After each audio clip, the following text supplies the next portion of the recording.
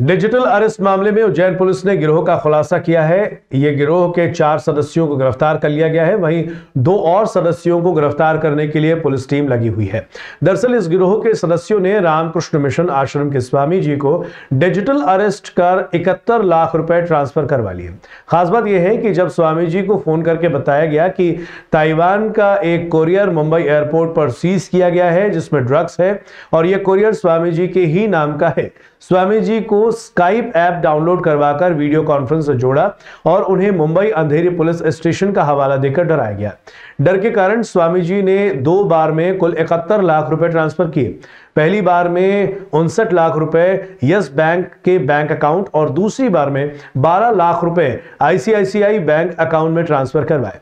घटना की जानकारी लगते ही उज्जैन पुलिस अधीक्षक प्रदीप शर्मा ने तत्काल एडिशनल एसपी गुरुप्रसाद पाराशर के नेतृत्व में साइबर पुलिस के साथ विशेष टीम गठित की। टीम ने तत्काल कार्रवाई करते हुए इंदौर से 4 लोगों को अरेस्ट करने में सफलता हासिल की। इसके साथ ही 23 लाख रुपए बैंक अकाउंट में होल्ड करवाए। आरोपियों के पास से करीब 9.5 लाख हासिल करने में भी पुलिस को सफलता मिली है।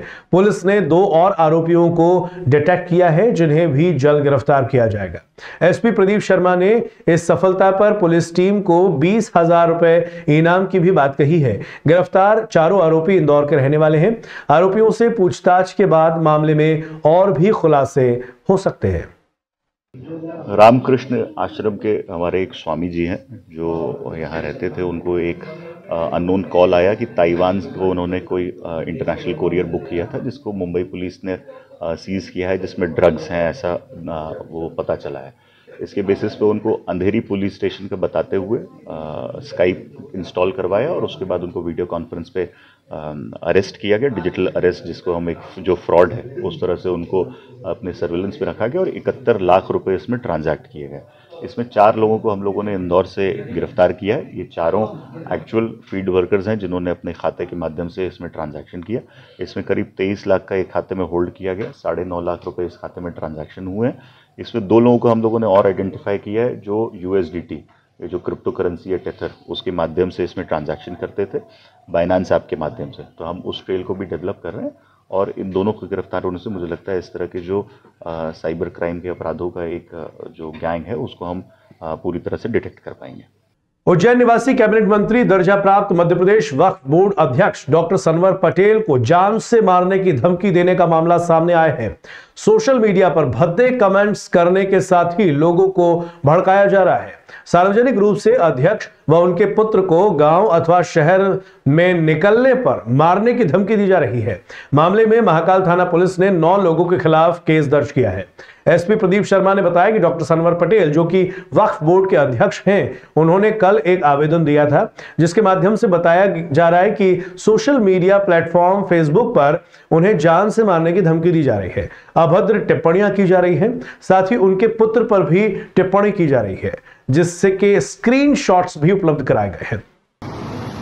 सोच लो सनवर पटेल, आज वक्त तुम्हारा है, आज तुम इसमें बैठे हो वक्फ बोर्ड के चेयरमैन बन के, कल और वो कोई आएगा और तुम्हें समझाएगा। याद रखना इस बात को सनवर पटेल, ये अल्लाह का है जो मामला वक्फ बोर्ड का, इस पर टांग मत अड़ाओ। तुम खुदाई का दावा कर रहे हो और जुल्म को बढ़ावा दे रहे हो, जुल्म को रोक नहीं रहे हो क्योंकि तुम जालिमों से डर रहे हो। इसलिए हुकूमत तो आती जाती रहती है, कितनी सरकारें आएगी जाएगी, लेकिन हमारी तो एक ही सरकार है, मोहम्मद की सरकार थी, है और रहेगी, क़यामत तक रहेगी। कान खोल के सुन लो, सुनो सनवर पटेल, तुम्हें जो वक्फ बोर्ड का चेयरमैन बनाया गया है तो तुम जो है लोगों के साथ मिल करके और हमारे पूर्वजों की और अल्लाह के नाम पे दान की हुई संपत्ति को तुम हड़पना चाहते हो लोगों के साथ मिल करके, घूस खा करके। तुम्हें शर्म नहीं आती? मुसलमान हो या कौन हो तुम? मामले में केस दर्ज कर साइबर पुलिस जांच कर रही है। आरंभिक जांच में पता चला है कि आरोपी उज्जैन, रतलाम व इंदौर जिले के रहने वाले हैं। यहां आपको यह भी बता दें कि डॉक्टर सनवर पटेल उज्जैन के खुदीराम बोस मार्ग पर रहते हैं जो कि मध्य प्रदेश वक्फ बोर्ड के अध्यक्ष होने के साथ ही भारतीय जनता पार्टी के प्रदेश प्रवक्ता भी हैं। केंद्र सरकार के वक्फ संशोधन विधेयक को लेकर सनवर पटेल ने विभिन्न न्यूज चैनलों पर अपनी बात रख विधेयक का समर्थन किया था।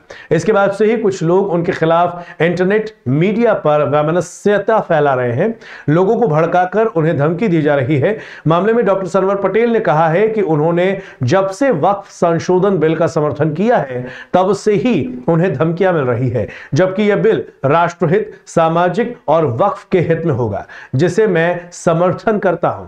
कुछ कतिपय लोग धमकी दे रहे हैं, इसके पीछे वक्फ माफिया है जो बरसों से वक्फ संपत्तियों पर जमे हुए थे और गरीबों, जरूरतमंदों का हक खा रहे थे। वर्तमान वक्फ बोर्ड ने ऐसे लोगों को हटा दिया है, ये उन्हीं का षड्यंत्र है और साथ में उन्होंने ये भी कहा कि वे इन सब बातों से डरने वाले नहीं हैं। देखिए, जब से संसद में वक्फ संशोधन बिल 2024 पेश हुआ है और मेरी प्रतिक्रिया उस पर आई है और मैंने कहा है कि वक्फ का जब संशोधन होगा तो मुझे लगता है कि यह राष्ट्र हित में होगा, समाज हित में होगा, वक्फ के हित में होगा और मैं इसका समर्थन करता हूं। तो तब से ही कुछ तथाकथित लोग लगातार पीछे पड़े हुए हैं, सोशल मीडिया के माध्यम से, अन्य प्लेटफॉर्मों के माध्यम से लगातार धमकी देने का काम कर रहे हैं। तो हमने इसकी कंप्लेन पुलिस में की है और कानून अपना काम करेगा और उसी के तहत ये कार्रवाई हुई है। और मुझे लगता है कि वह वक्फ माफिया भी इसके पीछे हैं जो बरसों से वक्फ संपत्तियों पर जमे हुए थे, करोड़ों रुपए की वक्फ संपत्तियों को खा रहे थे, गरीब जरूरतमंदों तक उनका फायदा नहीं पहुंचाने दे रहे थे। वर्तमान वक्फ बोर्ड ने उनको हटाने का काम किया है। तो कहीं ना कहीं मुझे उनके षड्यंत्र की भी बू आ रही है और मुझे लगता है कि कानून अपना काम करेगा, ऐसे लोग भी उनका पर्दाफाश किया जाएगा। और जहां तक सवाल है और डरने डराने की, तो ये बोर्ड डरने वाला बोर्ड नहीं है, कानून अपना काम करेगा, ऐसे लोगों को हम ठीक करेंगे। जो वक्फ बोर्ड के अध्यक्ष हैं सनवर पटेल जी, उनके द्वारा कल महाकाल थाने पर एक आवेदन प्रस्तुत किया था जिसमें उन्होंने 8-9 लोगों के विरुद्ध फेसबुक पे अभद्र टिप्पणियां एवं उनको धमकी देने के संबंध में आवेदन दिया है, जिसमें एक मामला दर्ज किया गया है सभी 8-9 लोगों के विरुद्ध में और उसकी विवेचना की जा रही है। विवेचना में जो तथ्य आएंगे उसके हिसाब से कार्रवाई की जाएगी। उसको लेकर भी अभद्र टिप्पणी फेसबुक और सोशल मीडिया पे की गई थी, जिसके स्क्रीनशॉट्स भी उन्होंने उपलब्ध कराए हैं। तो उसके संबंध में हमारी जो साइबर की टीम है वो उसको डेवलप कर रही है और उन सभी में जो एविडेंस आएगा उसके हिसाब से कार्रवाई की जाएगी। आरोपी कहाँ के, कुछ पता चला? अलग अलग जिलों के हैं। ये कुछ लोग हैं जिन्होंने टिप्पणी करी है, वो रतलाम के हैं, इंदौर के हैं, उज्जैन के हैं, बड़नगर के हैं। तो उन सभी 8-9 लोगों के बारे में जो साइबर की टीम है वो डिटेल्स को डेवलप कर रही है। उज्जैन में 3 दिवसीय प्रवास पर आए शंकराचार्य स्वामी निश्चलानंद महाराज ने पत्रकारों से चर्चा के दौरान कहा कि आतंकवाद के पूरे पक्षधर हैं मोदी जी। उन्होंने कहा कि मुझसे मिलने के लिए एक बार ही मोदी जी आए थे जब मैं गुजरात की यात्रा पर था। वो वहां के मुख्यमंत्री थे। एक आतंकवादी शंकराचार्य बनकर घूम रहा था। उन्हीं के एक व्यक्ति पुलिस अधीक्षक थे जो उस आतंकवादी को जेल में डालना चाहते थे, लेकिन उन्होंने नहीं डालने दिया। शंकराचार्य स्वामी निश्चलानंद महाराज ने हिंदू राष्ट्र को लेकर पूछे गए सवाल पर कहा कि उनके भरोसे हमने हिंदू राष्ट्र की बात नहीं की। हमारे कक्ष में जो देवी देवता हैं जिनकी हम आराधना पूजा करते हैं वो ही हिंदू राष्ट्र घोषित करवाएंगे। शंकराचार्य स्वामी निश्चलानंद महाराज ने कहा कि हिंदुओं को सावधान करने का अवसर बांग्लादेश ने दे दिया है। उन्होंने कहा कि विश्व में 204 देश हैं जिसमें 54-55 देशों में हिंदू रहते हैं। केवल पेट परिवार तक सीमित रहोगे तो वहां भी इसी तरह की उत्पीड़न झेलते रहोगे, भारत में भी सुरक्षित नहीं रह पाओगे। अगर बात चल रही है तो संविधान में परिवर्तन, मोदी हो या योगी हो, सब मेरे परिचित हैं। 32 वर्षों से योगी परिचित हैं। एक आतंकवादी को देश विदेश में शंकराचार्य बना घुमा रहे थे। यही मुख्यमंत्री और प्रधानमंत्री का दायित्व है क्या? भारत में कोई स्वस्थ न्यायतंत्र होता, योगी और मोदी को जेल के शिकंजे में बंद कर देता। इससे ज्यादा आतंकवादी को शंकराचार्य बना घुमाने वाले मोदी योगी को दंड देने वाला कोई शासन तंत्र, न्यायतंत्र भारत में नहीं है।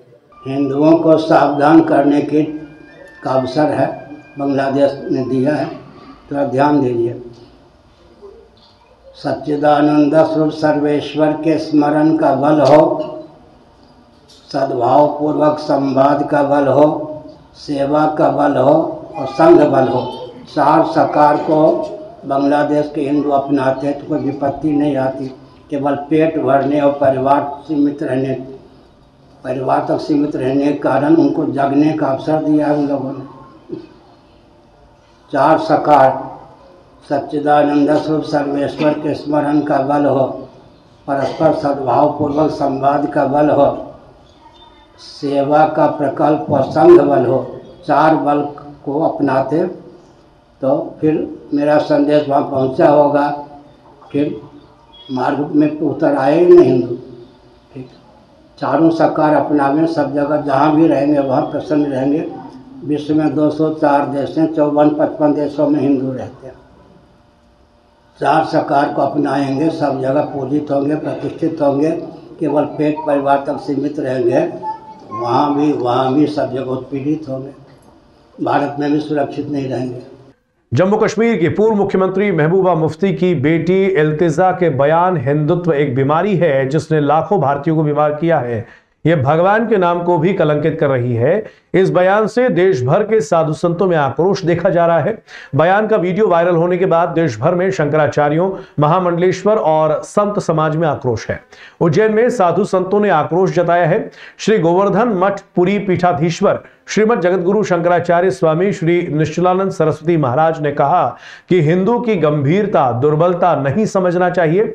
जो हिंदुओं के बारे में बोल रहे हैं उनके पूर्वज भी हिंदू ही थे। वीर मार माने दोहरा मार।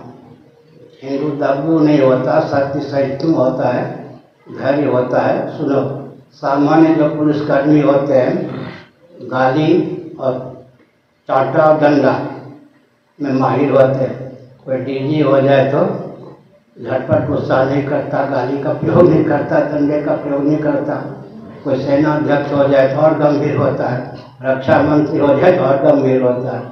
हिंदू की गंभीरता, दुर्बलता नहीं समझनी चाहिए। फिर सबके पूर्वज सनातनी वैदिक और हिंदू ही थे। हमारी बात गुलाम नबी आज़ाद तक पहुँची होगी, उन्होंने कहा बिल्कुल ठीक है, मेरे पूर्वज कश्मीरी पंडित थे। पाकिस्तान से कुछ महीने पहले हमारे पास आवाज़ आई, हमारे पूर्वज क्षत्रिय थे। पाकिस्तान के हिंदुओं ने, मुसलमानों ने कहा। 32 वर्ष पहले मैं जब शंकराचार्य के पद पर प्रतिष्ठित किया गया, अमेरिका से मेरे पास सूचना आई 4 लाख हमारे पूर्वज जो सनातनी वैदिकार हिंदू थे गाजर मूली की तरफ काट दिए गए। आज भले ही हम क्रिश्चियन दिखते हों, लेकिन हमारी वेदना यह है 4 लाख हमारे पूर्वज नष्ट कर दिए गए। इसलिए आप सनातन विधा से हिंदू धर्म का खूब प्रचार प्रसार कीजिए। हमको क्रिश्चियन मत समझिए, अंदर से हम बिल्कुल सनातनी। वही महामंडलेश्वर शैलेशानंद ने कहा कि भारत के प्रति प्रेम नहीं तो बांग्लादेश या पाकिस्तान चले जाओ। उन्होंने आगे कहा कि 800 सालों से देश झेल रहा हिंदुत्व की बीमारी मान रहे हो तो ये लाइलाज रहेगी और तुम्हारे लिए घातक साबित होगी। देखिए, ये स्पष्ट है, जिस परिवार का जो इतिहास रहा है उसको हम सिर्फ एक लोकतांत्रिक ढांचे में, लोकतांत्रिक व्यवस्था के अंदर कहीं न कहीं स्वीकार करते चले आए, जिसका नाजायज फायदा उठाया जाता रहा। हमें याद है रूबिया सईद की घटनाएं भी, हमें याद है कश्मीर के आधार बनाकर के किस तरीके से हमसे समझौते किए जाते हैं, हमें किस तरीके से नेगोशिएट किया जाता है। हमारे हिंदुत्व और हिंदू पे बोलने का सामर्थ्य इन लोगों को कैसे आ गया? इन्हें कुछ और मुद्दा तो मिल नहीं रहा है। इनके सारे चेहरे बेनकाब हो चुके हैं कि राष्ट्र विरोधी तत्व के रूप में स्थापित होते चले जा रहे हैं। अब इनको सस्ती लोकप्रियता यदि हासिल करना है तो कहीं ना कहीं इस प्रकार के बयान देते ही रहेंगे। तो हमें तो ये चाहिए कि यदि इन लोगों को भारत के प्रति प्रेम नहीं है तो इन्हें जिन राष्ट्रों से प्रेम है, बांग्लादेश हो, पाकिस्तान हो या जहां पर भी इनको प्रेम है, ये वहां चले जाएं, इन्हें कोई नहीं रोकेगा। किंतु यदि भारत में भी रहना है यहाँ के संविधान के अनुरूप, यहाँ की शांति के अनुरूप और यहाँ के सनातन धर्म के अनुरूप रहना होगा, जो कि लोका समस्ता सुनो भवन्ति पे चलता है, वसुदेव कुटुंबकम पे चलता है। किंतु ये स्पष्ट है कि देखिए, आप यदि हर बात के लिए हिंदुत्व को दबाने की कोशिश करेंगे तब हिंदू पुनर्जागरण का दौर चल रहा है, हिंदू की पुनर्स्थापना का दौर चल रहा है। अब न रुकेगा न झुकेगा, ये हिंदुत्व है। बता दें कि 6 दिसंबर को इल्तिजा ने एक वीडियो अपने सोशल मीडिया प्लेटफॉर्म पर शेयर किया था, जिसके बाद उसे हटा दिया गया। वीडियो में कुछ लोग नाबालिग मुस्लिम लड़कों को जय श्री राम का नारा लगाने के लिए मजबूर कर रहे हैं। इसको लेकर इल्तिजा ने कहा था कि जय श्री राम का नारा अब राम राज्य के बारे में नहीं है। इसका इस्तेमाल भीड़ द्वारा हत्या के दौरान किया जाता है। पीपुल्स डेमोक्रेटिक पार्टी नेता ने ये बातें एक कथित वायरल वीडियो के सामने आने के बाद कही थी। बयान के बाद कश्मीरी पंडितों के दो संगठन पनून कश्मीर और रूट्स इन कश्मीर ने इल्तिजा के खिलाफ पुलिस में शिकायत दर्ज कराई है। उनका आरोप है कि उन्होंने हिंदुओं का अपमान किया है। उज्जैन में 15 दिसंबर को सोशल मीडिया कॉन्फ्रेंस 2024 का आयोजन होगा। यह आयोजन विश्व संवाद केंद्र मालवा और पत्रकारिता एवं जनसंचार अध्ययनशाला विक्रम विश्वविद्यालय उज्जैन के संयुक्त तत्वावधान में किया जाएगा। विश्व संवाद केंद्र मालवा के सचिव प्रणव पैठनकर और पत्रकारिता एवं जनसंचार अध्ययनशाला के समन्वयक डॉक्टर सुशील कुमार शर्मा ने बताया कि इस आयोजन में राष्ट्र प्रथम के भाव और समाज परिवर्तन में हमारी भूमिका को स्पष्ट करने के उद्देश्य से विभिन्न विषय विशेषज्ञ और वैचारिक योद्धाओं से संवाद का सुअवसर प्राप्त होगा। आयोजन में अश्विनी उपाध्याय, वरिष्ठ अधिवक्ता सर्वोच्च न्यायालय श्री अभिनव खरे, सह संस्थापक AI फिनटेक दीपाली पाटवदकर, भारतविद लेखिका एवं शिक्षाविद और तृप्ति श्रीवास्तव कंसल्टिंग एडिटर साप्ताहिक पत्रिका पंचजन्य मुख्य अतिथि के रूप में शामिल होंगे। आयोजन का शुभारंभ विश्वविद्यालय के स्वर्ण जयंती सभागार में सुबह 9 बजे उद्घाटन सत्र के साथ होगा। कार्यक्रम की अध्यक्षता प्रोफेसर अर्पण भारद्वाज, कुलगुरु विक्रम विश्वविद्यालय उज्जैन करेंगे। आगामी 15 दिसंबर को विश्व संवाद केंद्र मालवा प्रांत और विक्रम विश्वविद्यालय के स्कूल ऑफ जर्नलिज्म पत्रकारिता और जनसंचार विभाग के संयुक्त तत्वाधान में सोशल मीडिया कॉन्फ्रेंस होने जा रहा है विक्रम विश्वविद्यालय के सभागार में। इसमें सोशल मीडिया के जितने भी इन्फ्लुएंसर्स हैं, एक्टिविस्ट हैं, सेलिब्रिटीज़ हैं जो उज्जैन और आसपास के क्षेत्र से हैं, वो एक दिन वहाँ आएंगे। सभी का एक सोशल मीडिया कॉन्फ्रेंस एक इन सभी लोगों का समागम जैसा है और इसमें हमारे 4 मुख्य वक्ता और अतिथि इसमें आने वाले हैं। एक है श्री अश्विनी उपाध्याय जी जो सुप्रीम कोर्ट के वरिष्ठ वकील हैं और सोशल मीडिया के ऊपर एक जाने माने इन्फ्लुएंसर भी हैं। उनके यूट्यूब के ऊपर अन्य विषयों पर आपने कई बार देखा भी होगा। इसके साथ में तृप्ति श्रीवास्तव जी हैं जो पांचजन्य में को एडिटर हैं, वो भी आने वाली हैं। दीपाली पाटवदेकर जी हैं, शिक्षाविद हैं, लेखिका हैं जिनकी कई प्रसिद्ध पुस्तकें हैं। और इसके साथ में अभिनव खरे जी हैं जो एक उनकी स्वयं की IT कंपनी भी है और आर्टिफिशियल इंटेलिजेंस के एक एक्सपर्ट भी हैं। तो ये चारों उस दिन भर अलग अलग विषयों के ऊपर अपनी बात रखेंगे और संवाद करेंगे, प्रश्नोत्तर होगा और इस प्रकार ये कार्यक्रम होने जा रहा है। कितने लोगों ने रजिस्ट्रेशन करा चुके हो? कितने लोग अभी तक 1500 के करीब हमारे पास में पंजीयन हो गए हैं और अभी 2-3 दिन और बाकी है तो पंजीयन इसमें बढ़ेंगे और आगे। श्री महाकालेश्वर मंदिर में अंतर्राष्ट्रीय गीता जयंती महोत्सव का आयोजन किया गया। इस अवसर पर श्रीमद् भगवत गीता के 18 अध्यायों का पाठ कर यज्ञ में आहुति दी गई। श्री महाकालेश्वर मंदिर प्रबंध समिति द्वारा आयोजित इस कार्यक्रम में कलेक्टर श्री नीरज कुमार सिंह, प्रशासक श्री गणेश कुमार धाकड़, सहायक प्रशासक प्रतीक द्विवेदी आदि ने भाग लिया। इस अवसर पर श्रीमद् भागवत गीता के 18 अध्यायों के प्रत्येक श्लोक के साथ यज्ञ कुंड में आहुतियां दी गई। श्री महाकालेश्वर मंदिर प्रबंध समिति के साथ उज्जैन के इस्कॉन मंदिर के जनसंपर्क अधिकारी राघव दास व आचार्य श्रीपाद चित्त हरि प्रभु जी ने भी सहयोग दिया। श्रीमद् भगवत गीता भारतीय दर्शन और चिंतन का मूल आधार है जो सत्कर्म के माध्यम से मनुष्य को अपने में ही दिव्यता का अनुभव करवाती है। ये समस्त मानव समाज को स्वधर्म का आत्मबोध देती है और सत्य कर्तव्य पथ की ओर प्रशस्त करती है। हरे रामा रामा रामा हरे हरे हरे कृष्णा कृष्णा हरे हरे हरे रामा हरे रामा रामा हरे हरे। शासकीय जमीन पर कब्जा करने की शिकायत करना एक युवक और उसके परिवार को भारी पड़ गया। कब्जाधारी ने तोपखाना क्षेत्र में घेर कर चाकू से किया हमला। घायल का जिला अस्पताल में उपचार किया जा रहा है। उज्जैन महाकाल थाना क्षेत्र के तोपखाना में चाय पीने के लिए गए एक युवक और उसके भाई के साथ मारपीट का मामला सामने आया है। घायल युवक ने बताया कि उनके मोहल्ले में रहने वाले कुछ लोगों ने शासकीय जमीन पर कब्जा कर लिया था, जिसकी शिकायत मोहल्ले के लोगों ने नगर निगम की थी। इसके बाद नगर निगम की टीम ने अवैध अतिक्रमण को हटाया भी था। तब से ही आरोपी कब्जाधारी युवक द्वारा शिकायतकर्ता को जान से मारने की कोशिश की जा रही है। कल भी ये लोग जब तोपखाना क्षेत्र में चाय पीने के लिए गए तो कब्जाधारी युवक ने उन्हें जान से मारने की कोशिश की और चाकू से हमला कर दिया। मामले में घायल का उपचार जिला अस्पताल में चल रहा है। महाकाल थाना ने विवाद करने वाले दोनों पक्षों की सुनकर दोनों की ओर से शिकायत दर्ज कर ली है। पुलिस मामले की जांच कर रही है।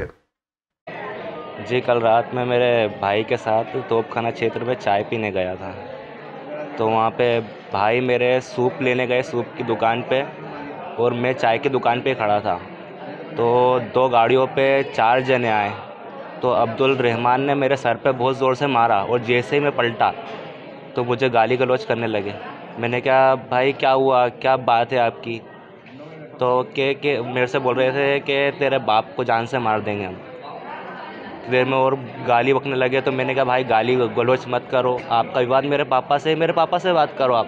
इतनी देर में वो अब्दुल रहमान ने अब्दुल गफ्फार से बोला कि निकाल, और उसने चाकू निकाला और मेरे सीने पे वार करने लगा, और मैं इतनी देर में पलट गया तो मेरे पीठ पे लग गई चाकू की। किस बात को विवाद है तुम्हारे?